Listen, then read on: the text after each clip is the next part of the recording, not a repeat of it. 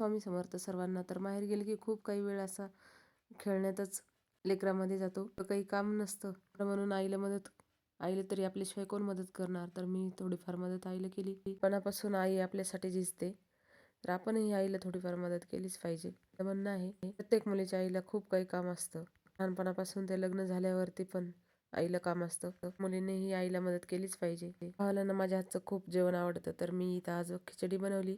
नंतर त्याला मुरमुऱ्याचा चिवडा बनवायचा होता, तर मुरमुऱ्याच्या चिवड्यासाठी साहित्य काढून घेतलं होतं. मुरमुराचा चिवडा बनवून दिला, खिचडी वाढली, सर्वजण जेवले. त्यानं भावाच्या पाय मुडपला होता, तर तो पाय लांबून बसलेला होता. लाज वाटत होती म्हणून आज मला बनवायची ती शेव.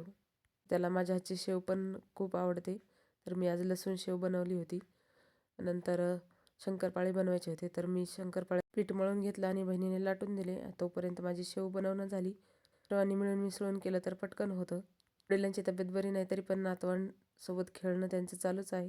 हा माझा छोटा मुलगा घरी जायचं नावच घेत नाही आणि असं नाटकं चालू असते. मला घरी जायचे, ताईनं माझं डोकं धुवून दिलं आणि तेल लावून दिलं. तर मला लहानपणीचीच आठवण झाली. दररोज शाळेत जाताना वेण्या घालून द्यायची, केस विंचरून द्यायची आणि 8 दिवसाला डोकं धुवून तेल लावून द्यायची.